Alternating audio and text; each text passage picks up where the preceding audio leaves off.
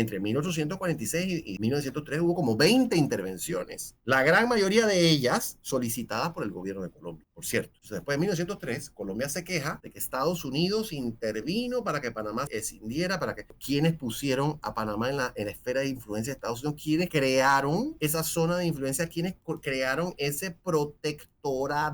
Yo diría, utilizando las categorías de derecho internacional que estaban vigentes en la época, lo que hicieron los colombianos fue crear un protectorado de Estados Unidos en Panamá. Protectorado. ¿Por qué se sorprenden de lo que pasó en 1903? Y en cuanto a los panameños, como digo, hay algunos allí que se quejan y que dicen, no, que los próceres nos vendieron, nos entregaron a Estados Unidos. ¿Cómo con ese tratado que ya los colombianos habían firmado en 1846? Ancón, estamos de vuelta con el doctor Carlos Guevara Mann a esta hora de la mañana. Carlos, no sé si quieres empezar por el Tratado Mayarino-Bicla o por la lucha de 1947, que se conmemora hoy encabezada por el doctor, bueno, en entonces dirigente estudiantil Carlos Iván Zúñiga. No sé si quieres comenzar por históricamente el principio.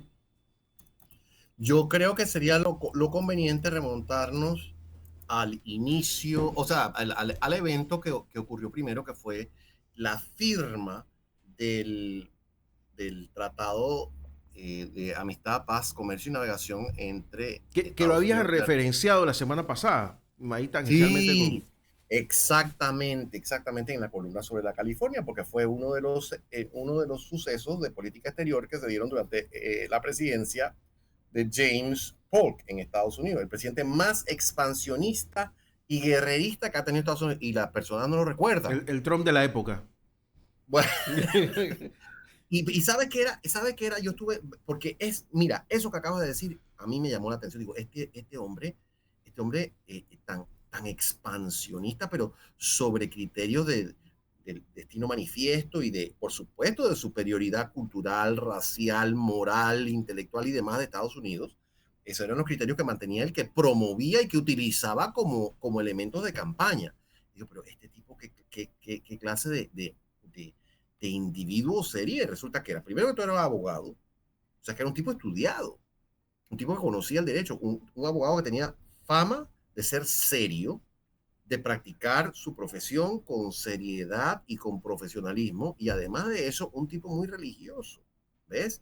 Pero digo yo, ¿qué clase de religión es esa que proclama o que promueve la superioridad de un grupo humano, de un grupo, Bueno, digámoslo más pero bien, de un no grupo sé cultural o si racial creo frente que a las otro? fechas coinciden con la aparición del famoso oro de California ¿Cómo y no? Claro que la sí, movilización claro que que se sí, dio del este hacia el oeste, que, claro. que se utilizaron rutas como Panamá, por ejemplo, hasta el 1860, sí, que se pudo unir ambas costas por ferrocarril. Por Pero ferrocarril, exacto. ese expansionismo ya estaba en la mente de los propios norteamericanos. Si no, preguntarle a los indios Claro, norteamericanos. ellos tenían esa tendencia expansionista desde que se fundó Estados Unidos, pero quien la llevó a su cenit fue el presidente Polk entre 1845 y 1849. Entonces, precisamente, y gracias por recordarlo, la semana pasada hablé sobre el particular porque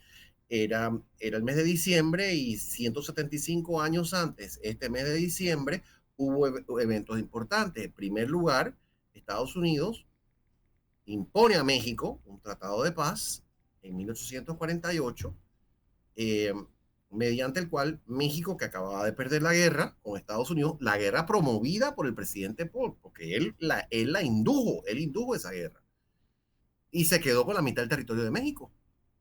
En el Tratado de Guadalupe Hidalgo de 1848, México perdió la mitad de su territorio, casi la mitad de su territorio. Estados Unidos pagó una compensación allí irrisoria, pero para todos los efectos, California y sus estados aledaños pasaron a formar parte de Estados Unidos.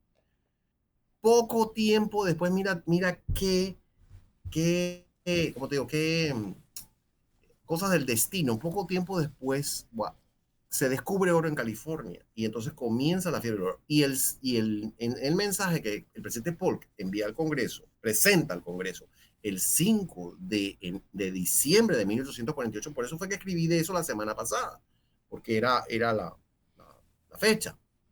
El 5 de diciembre de 1848, el presidente Polk anuncia oficialmente al Congreso que se ha encontrado oro y que ese será un imán que atraerá eh, a miles de personas y creará un polo de desarrollo. Pero imagínate tú, Guillermo, ya se sabía, por supuesto, que había algunos placeres auríferos en California, ya se sabía, pero en ese momento se descubrió, digamos, que se pudo corroborar, en ese momento se corroboró con mayor precisión que había oro y eso indujo una fiebre, verdadera fiebre del oro.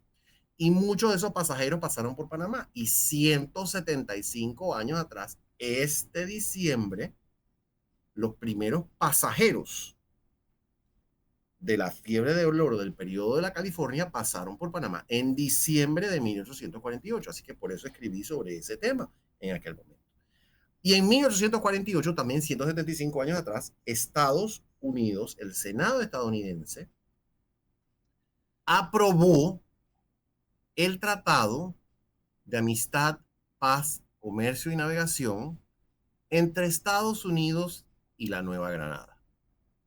Ese tratado necesitaba un poquito mayor precisión y ese tratado fue firmado el 12 de diciembre, o sea, en esta fecha, el 12 de diciembre de 1846. Aquí, Guillermo, hay mucha gente que habla de, bueno, de la dominación estadounidense, de la influencia de Estados Unidos, de que Panamá es un satélite, un estado subordinado a Estados Unidos, de que los próceres fueron traidores, que nos entregaron, que por aquí, por allá. Ese tipo de discursos que, bueno, básicamente son discursos superficiales sin profundidad histórica. No se remontan al origen. ¿Cuál es el origen de la influencia de Estados Unidos en Panamá? El origen de la influencia de Estados Unidos en Panamá es precisamente en esta fecha, influencia, por cierto, que ha sido absolutamente determinante en nuestra historia, absolutamente determinante. El origen de la influencia de Estados Unidos en Panamá se remonta a esta fecha. Tiene fecha de cumpleaños, es algo que yo siempre he dicho. 12 de diciembre de 1840. Es la fecha en que el encargado de negocios de Estados Unidos en Bogotá, Estados Unidos tenía un encargado de negocios en Bogotá. En aquel momento eso era un cargo interino, sino era un rango dentro del servicio exterior. No era uno de los rangos superiores. Estados Unidos mandaba sus rangos superiores al Reino Unido, mandaba sus rangos superiores de embajador extraordinario o de enviado extraordinario, ministro plenipotenciario, eso lo mandaba a Londres, a París, a las grandes capitales. A las de América mandaban encargados de negocio, un rango más bajo. Entonces, el señor Bidlack, que había sido congresista, si no me equivoco, por Tennessee, y había apoyado al presidente Polk, de quien hablamos antes. Presidente Polk, expansionista, guerrerista, envía al señor Bidlack, que había sido, como dije antes, congresista, de encargado de negocios. En ese momento el servicio exterior de Estados Unidos era un servicio más bien político, era un servicio clientelista, no era un servicio profesional como lo es hoy. Y el señor Bidlack llega a Bogotá, me parece que a finales de 1845, y enseguida se suscribe este tratado con la Nueva Granada. En ese momento, la actual Colombia se llamaba República de la Nueva Granada. En ese momento, ese era el nombre de la actual Colombia. Colombia era el nombre que había adoptado la república que fundó Bolívar. Esa república que fundó Bolívar consistía de la actual Colombia, de Venezuela, de Panamá y de Ecuador. Esa república dejó de existir en 1831, formalmente en 1831, aunque ya Venezuela se había separado del 29, Ecuador se separó en 1830, Panamá se separó en 1830 y se volvió a unir. O sea que para los efectos de 1830, cuando muere Bolívar, hablamos de Bolívar hace un instante y de su deceso en Santa Marta, cuando muere Bolívar ya esa república había dejado de existir. Formalmente dejó de existir en 1831 y en 1832 se adopta la Constitución de la República de la Nueva Granada. Entonces, en 1846, cuando se suscribe el tratado, lo suscriben por una parte Estados Unidos a través de su representante diplomático en Bogotá, el señor el señor Bitlack, Charles Bitlack, y el ministro de Relaciones Exteriores de la Nueva Granada, que se llama Manuel Mayarino, Mayarino con M, Mayarino, un gran estadista y político eh, colombiano que tuvo muchos desempeños en la vida pública de su país. ¿Por qué es este tratado la fecha de inicio de la influencia de Estados Unidos en Panamá? El tratado era un tratado cajonero en sus 34 primeros artículos. Él seguía el mismo formato que Estados Unidos había utilizado para sus tratados de amistad y de comercio con numerosos países, porque un aspecto fundamental de la diplomacia estadounidense desde sus inicios, desde 1776, antes de que se ganara la guerra, se dedicaron a fomentar las relaciones exteriores a través, entre otros medios, a través de la firma de tratados. Y tenían un tratado marco, que era el Tratado de Amistad y Comercio. A veces le agregaban navegación, a veces le agregaban paz. Entonces, en el caso de Colombia se llamó Tratado de Paz, Amistad, Comercio y Navegación, porque abarcaba todas esas áreas. Pero era un tratado cajonero. Las cláusulas eran iguales o similares o parecidas que para todos los otros países. Pero a solicitud de la Nueva Granada, o sea, del señor Mayarino y de los políticos colombianos, se le insertó el artículo 35, que es el artículo polémico y el artículo que hace de ese tratado el origen de la zona de influencia de Estados Unidos en Panamá. ¿Qué decía el artículo 35? Decía que por una parte, la Nueva Granada concedía un paso franco y libre de impedimentos a los pasajeros, mercancías y correos de Estados Unidos a través del Istmo de Panamá. Ya en 1846, perdón, se había activado, había comenzado, digámoslo así, un servicio de pasajeros o un servicio de barcos a través del Istmo de Panamá. La ruta era muy precaria porque era la misma ruta que habían tenido los españoles, pero se había activado algunas agencias navieras británicas y servicios de barcos, pues, compañías de barcos británicos y estadounidenses habían iniciado precariamente un servicio de transporte en Panamá. Entonces, Estados Unidos ya tenía en la mira, y el señor Bitlack no era ningún tonto, él tenía ya en la mira a Panamá como un posible paso, pues, porque eso es lo que había sido desde la época española, desde que llegaron los eso es un concepto de la diplomacia norteamericana de toda la vida, estudiar al contrario y aprovecharle hasta lo último sus debilidades. Igualito que acá, ¿verdad? Igualito que hacemos nosotros acá en nuestras decisiones de políticas públicas. Qué Pero, en fin, barbaridad. el asunto es que Estados Unidos ya había advertido que Panamá podía tener ese papel, esa función, ese rol, como se suele decir. A mí esa palabrita no me gusta mucho, pero se usa y está en el diccionario.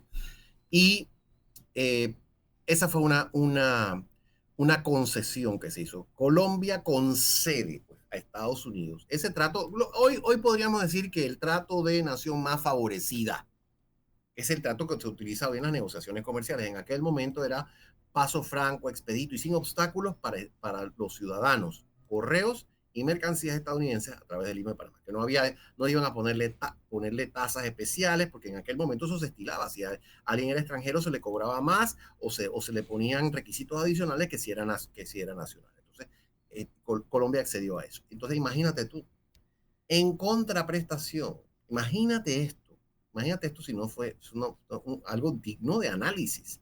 En contraprestación y en reconocimiento por la concesión hecha por la Nueva Granada, de este paso franco y expedito a través del Istmo de Panamá, para los estadounidenses, Estados Unidos se comprometía a mantener la neutralidad del Istmo de Panamá y los derechos de propiedad y soberanía, yo agregaría supuestos derechos de propiedad y soberanía que la Nueva Granada tenía sobre el Istmo. O sea, Colombia, este era un tratado que le daba todo a Estados Unidos y a Colombia.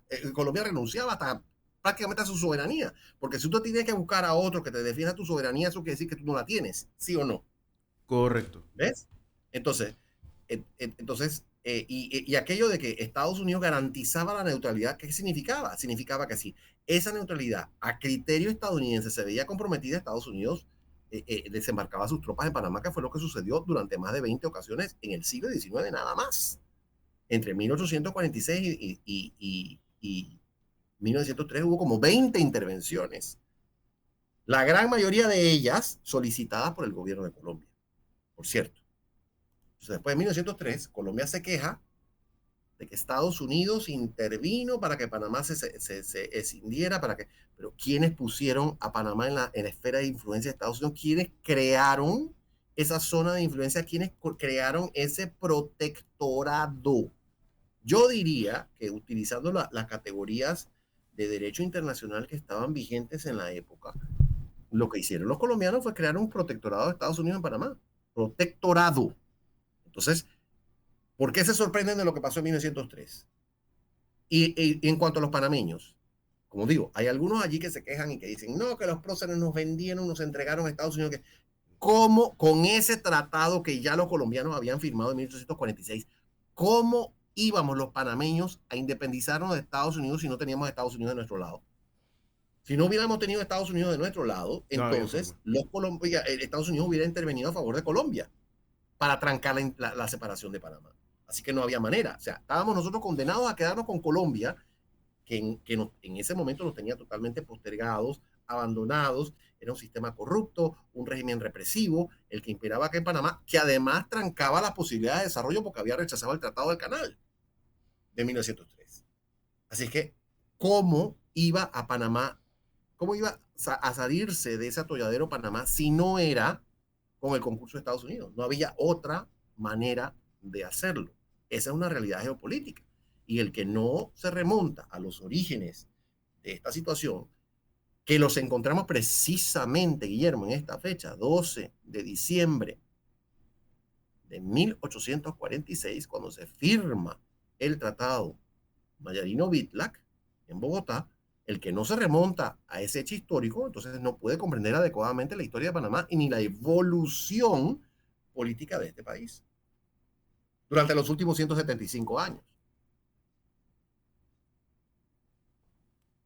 Algo que es muy interesante, Guillermo, es que en esta misma fecha, 101 años después, o sea, comenzamos hablando de 1846, Claro. el Tratado Mayarino-Bitlac de 1846. 101 años más tarde, en 1947, tiene lugar en Panamá una jornada patriótica y nacionalista muy particular. Es una de las manifestaciones más vehementes y entusiastas de la afirmación soberana en nuestro país. Y ocurrió el 12 de diciembre de 1947. ¿Cuáles eran las circunstancias? En ese momento se acababa de presentar a la Asamblea Nacional para su aprobación un convenio de bases. Ese convenio de bases renovaba el convenio inicial que se había aprobado en 1942. Recordemos, como dije, el contexto. 1942, Segunda Guerra Mundial. Estados Unidos ya en 1942 había entrado a la Segunda Guerra Mundial del lado de los aliados, de lo que eventualmente se llamaron las Naciones Unidas. Estados Unidos, en este esfuerzo bélico, que era un esfuerzo global, porque esta fue una guerra que se peleó en Europa, que se peleó en el norte de África, que se peleó en el sudeste asiático, que se peleó en el Pacífico, que se peleó en China y demás, ¿no? Entonces Estados Unidos inmerso en este esfuerzo bélico global necesitaba recursos, necesitaba bases, necesitaba lo que pudieran encontrar. O sea, las necesidades de Estados Unidos eran enormes para llevar a cabo este esfuerzo bélico y derrotar a las potencias del eje. Como parte de ese esfuerzo bélico, ellos requerían bases militares no solo en la zona del canal, que ya las tenían, por supuesto. En virtud del Tratado de 1903, Panamá había accedido a que Estados Unidos pudiese fortificar la zona del canal para defender la vía acuática.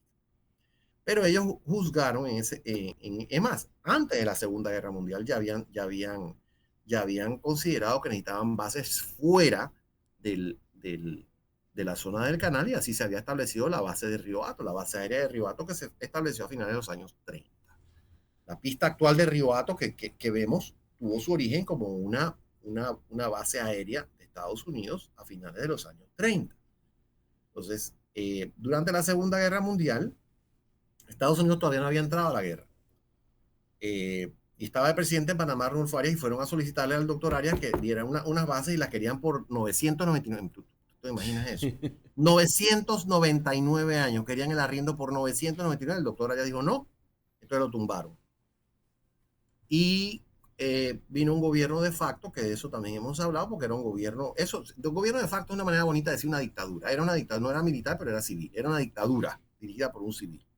Y ese gobierno, que era un gobierno, una dictadura, porque no había sido un gobierno elegido, asumió el poder de una forma irregular e inconstitucional, le dio a Estados Unidos sus bases. No se las dieron por 999 años, a eso sí lo ajustaron. El término del arriendo era un año después que se firmara el Tratado de Paz, que pusiera fin a la guerra. O sea, el Tratado de Paz se consideró que el Tratado de Paz se había firmado el último Tratado de Paz se firmó a bordo de un acorazado estadounidense en Japón en agosto de 1945. La rendición se firmó allí. Y se suponía que un año después de eso los estadounidenses debían evacuar sus sitios de defensa fuera de la zona del canal. No hablo de los de la zona del canal, ya ahí tenían, como dije antes, fuera de la zona del canal había aproximadamente 140, la gente no sabe eso ni se acuerda, 140 sitios de defensa. Por eso es que Panamá está lleno de pistas aéreas, porque había por todas partes, no solamente en Río Hato, en otras partes también había. Lo que pasa es que las dejaron perder. No sé, cuando uno sobrevuela el país, ya sea en avión o helicóptero, cuando uno mira abajo ve pistas por todas partes. Por todas partes. Algunos son de narcotraficantes, algunas son de chura más moderna, pero muchas vienen de esta época y las dejaron perder, que si ese hubiese sido un recurso que se conservara, si se hubiese conservado ese recurso, esa infraestructura, este sería un país diferente, ¿verdad? Pero en fin, ese es otro tema, esa es otra discusión. Había sitios de defensa en muchas partes. Punta Mala, en Pedací, era un sitio de defensa. Había sitios de defensa desde Darién hasta Bocas del Toro. Algunos eran unos puestitos, otros tenían unas ametralladoras, otros tenían pistas aéreas, otros tenían para que entraran los barcos, pero por todas partes había. Ya te digo, eran aproximadamente 140 sitios de defensa. Y según el convenio de bases de 1942, Estados Unidos debía evacuar esos sitios de defensa, entregar eso a Panamá un año después que se firmara la rendición. O sea que tocaba en 1946. Pero como siempre, se postergó y se postergó y se postergó, porque Estados Unidos quería quedarse con esos sitios de defensa, sino con todo, con algunos por lo menos. Entonces, presentaron a Panamá un plan y el gobierno de la época estuvo de acuerdo con el convenio, con la renovación con la renovación del arriendo sobre el arrendamiento sobre los sitios de defensa. Y tampoco era que le pagaran mucho a Panamá, le pagaban una bicoca, pero bueno, el gobierno de Panamá estuvo de acuerdo, que es lo que importa, y mandó el convenio en 1947 a la Asamblea Nacional para que la Asamblea lo aprobara, porque por supuesto, como un tratado internacional, tenía que ser aprobado por la Asamblea Nacional. Con lo que no contaban es algo parecido a lo que ha sucedido ahora, por eso es que es inclusive más interesante. Con lo que no contaban es con la indignación nacional, así como ahora no se contó con la indignación nacional en torno no solo a la minería, sino a otros factores también, porque no podemos descontar otros factores. La indignación nacional creció cuando el contrato se mandó a la Asamblea Nacional, ahora, y cuando fue aprobado. Ese fue algo que generó indignación en la población. No estamos entrando a calificar los hechos, sencillamente hablamos de lo que sucedió. Algo parecido sucedió en 1947. La indignación nacional se exacerbó cuando el convenio de base fue presentado a la Asamblea Nacional, porque ya el movimiento nacionalista panameño había adquirido beligerancia importante. Desde principios de la década del 40 se había activado las juntas patrióticas, los movimientos patrióticos estudiantiles, se habían activado de manera importante y ya en 1947 había un movimiento ciudadano de consideración que promovía la soberanía, el rescate de la soberanía de Panamá. Entonces, el movimiento ciudadano en 1947 estuvo liderado por Carlos Iván Zúñiga, que pues en ese momento no tenía su doctorado todavía, era un hombre muy joven, era un hombre de tan solo 21 años, era un dirigente estudiantil en aquel momento, pero sin embargo un hombre de mucha fogosidad y de mucha prestancia y con un verbo, inclusive siendo muy joven, con un verbo, una capacidad discursiva enorme, y con ese sentimiento patriótico muy acendrado, ¿no? Muy sólido, un patriotismo muy sólido.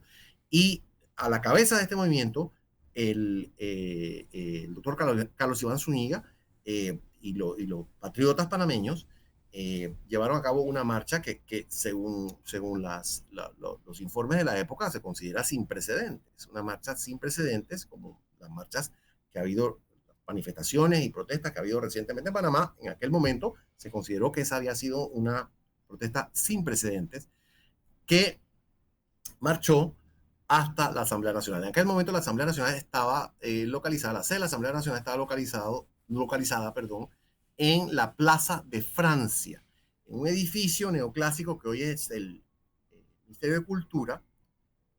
Allí estaba localizada la Asamblea Nacional y la marcha culminó allí, una protesta enorme, al punto que los diputados a la Asamblea, la marcha fue reprimida porque le echaron a la policía. Claro. Sin embargo, fue tal la contundencia de aquel evento que los diputados se dieron cuenta que no podían aprobar ese tratado sin causar una conmoción en Panamá.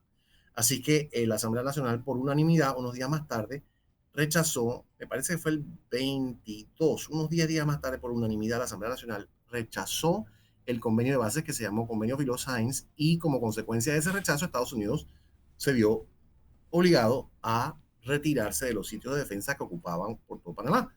Entonces, yo diría que la ocupación militar estadounidense que se dio en la República de Panamá durante la Segunda Guerra Mundial, porque como digo, estaban por todas partes, esa ocupación militar cesó en esta fecha, el 12 de diciembre de 1947, gracias a este movimiento ciudadano patriótico dirigido por Carlos Iván Zúñiga, dirigente estudiantil en aquel momento, y en la misma fecha, Guillermo, que el tratado Pitlack-Mayarino, 101 años antes, había creado en Panamá una zona de influencia para Estados Unidos. Increíble. Así es que considero que Increíble que todo sea tan coincidente.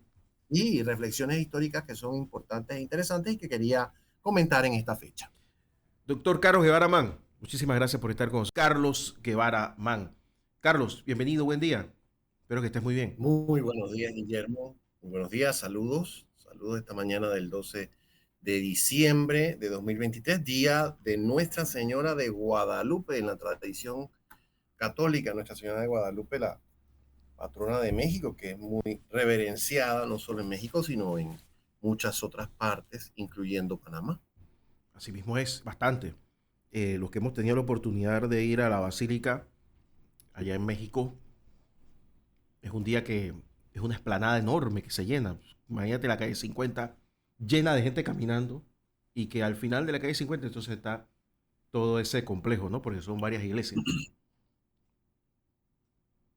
Exactamente, un elemento importante de la fe católica en México y en América generalmente, Guillermo, y una expresión de lo que se denomina sincretismo religioso, porque la imagen de Nuestra Señora de Guadalupe tiene aspectos o tiene rasgos, digámoslo así, de los pueblos nativos de América. Entonces es un elemento que sirvió para atraer a los pueblos indígenas, a los pueblos que habían sido conquistados por los españoles, a la fe católica. Tendrá que ver, Carlos, tendrá que ver esa adoración continental con que haya más Marías y Guadalupes en el continente que Isabel.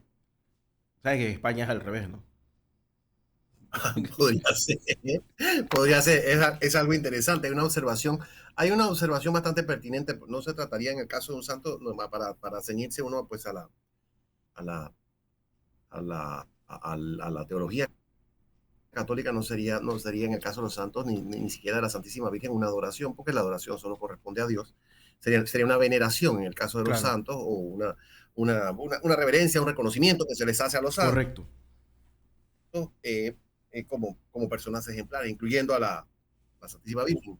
Pero es algo muy interesante lo que acabas de mencionar, esa abundancia del nombre Guadalupe, ¿sabes? Y la advocación, esa advocación que está muy dispersa en América, México, por supuesto, en Norteamérica también, en Estados Unidos, donde hay tanta presencia de mexicanos, en Centroamérica, donde ha habido influencia mexicana históricamente, remontándonos al tiempo de la dominación española, e inclusive en Panamá y en otras partes. Aquí me parece, si no me equivoco, que hay varias iglesias denominadas Nuestra Señora de Guadalupe. Sí, hay varias, hay varias. Así que eso es prueba, ese indicio de la devoción que inspira en muchas partes. Yo creo básicamente y esencialmente, Guillermo, que es una imagen histórica, una advocación. Vamos a irnos más allá de la imagen. Es una advocación, es un símbolo histórico, visto ya no desde una perspectiva religiosa, porque esa no es mi área, mi área, mis áreas son otras, ¿no? Las ciencias sociales y las humanidades, pero visto desde esa perspectiva mía es un símbolo, eh, digámoslo así, un símbolo cultural muy importante que contribuye a forjar un sentido de pertenencia y de participación y de comunidad entre sectores sociales históricamente postergados. Por ejemplo, los sectores indígenas en México, que fue un sector conquistado y subyugado por los españoles, tenían en este culto y este símbolo un elemento al cual podían adherirse, un elemento que tenían en común, un elemento que contribuía a las esperanzas, a darles buen ánimo, a darles una razón para seguir viviendo literalmente, ¿no? En medio de condiciones sumamente opresivas. Eso es el poder que tienen los símbolos. Y no solamente los símbolos religiosos, que son sumamente importantes y cuya relevancia ha sido reconocida por la ciencia social, las ciencias sociales hace mucho tiempo. Yo me refiero con regularidad a los estudios del sociólogo alemán Max Weber, que exploró el papel de la religión, el papel tan importante de la religión. Mira, ese es el grave error de los marxistas. Ese fue el grave error de los marxistas, Guillermo. Descontar el papel bueno, además de descontar el papel del capital Claro. y de la competencia y de todo lo demás, por la parte económica, pero por la parte cultural se equivocaron, enfocándose siempre en su materialismo histórico, se olvidaron de la parte cultural, la parte ideológica, pero sobre todo la parte cultural, que es tan importante, la parte de los símbolos. Se dice de Stalin que una vez preguntó de una manera desdeñosa, porque le fueron a decir que había que incluir al Papa, en ese momento era Pío XII, que había que incluir al Papa en conversaciones de política internacional, alguna conversación específica de política internacional, y él preguntó de manera desdeñosa, ¿cuántas divisiones comanda el Papa? Como quien dice, el ejército más grande del mundo lo tenemos nosotros, en la Unión Soviética.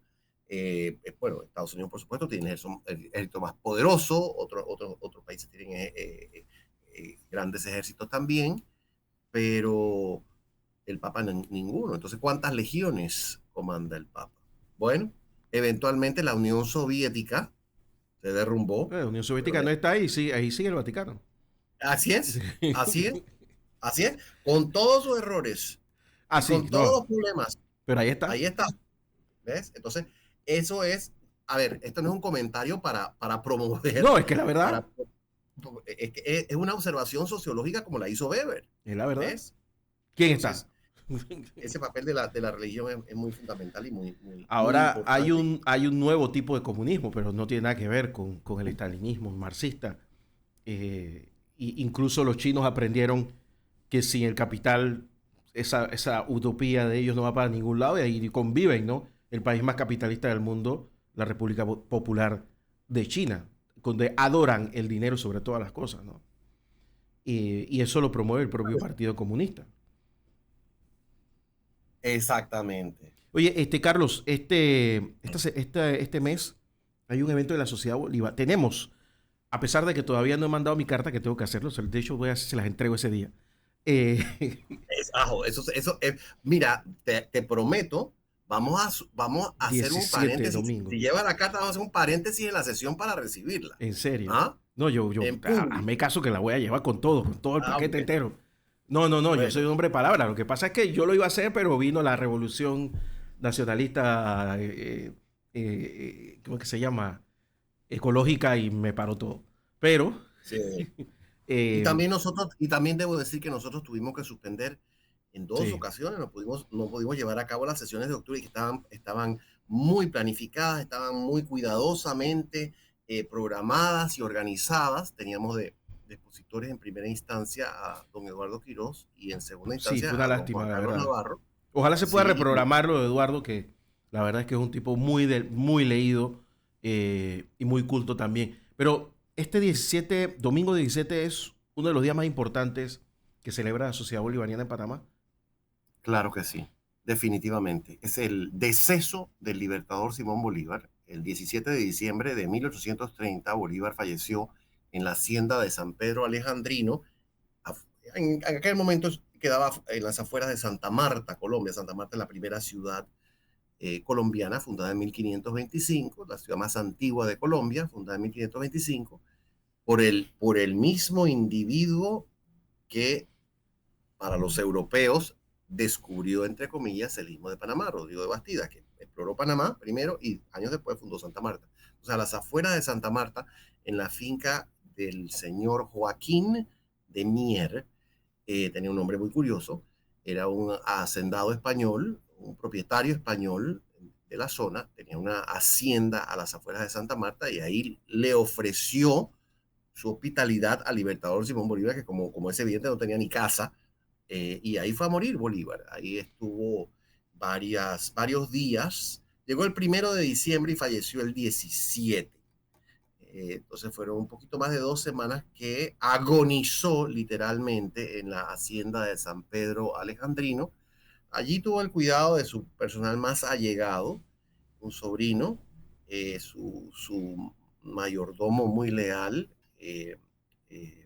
Palacios, y el cuidado profesional del doctor Reverand, que era un médico francés que estaba en Santa Marta y que posteriormente publicó su diario, porque tú sabes que los médicos, el personal de salud, siempre lleva una bitácora, eh, Guillermo. Entonces, el personal de salud, bueno, en este caso el doctor Reverand, llevó un recuento minucioso de los últimos días del Libertador, qué se le daba de alimentación, qué se le daba en términos de medicamentos, cuál era su estado de ánimo, cuál era su estado físico, pues todos los exámenes que le hizo el doctor Reverán, creo que lo visitó todos los días durante ese tiempo, a veces hasta 2 veces al día, y años más tarde publicó ese diario. Es un documento muy interesante, no solamente como un texto histórico para conocer de primera mano los últimos días de Bolívar en Santa Marta, sino además para conocer las costumbres y las prácticas medicinales de la época. Son muy interesantes. A veces había